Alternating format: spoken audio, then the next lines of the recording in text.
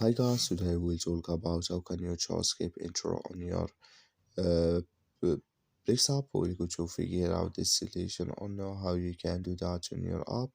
All you have to do, you just go above this sign here in app. It's going to show for us list like this. Then you just go above this sign settings here in app, click on it. Then you come to this list here, you click here on experience share. So we'll go back so that you will click here on player experience here. So sorry, you click here on player experience and you click here on skip intro, and so you just click here on not now, and here you come to choose skip past TV show intro sequences here. So here can you choose. That's all you have to do. Thank you for watching. Forget to support us by liking and subscribe.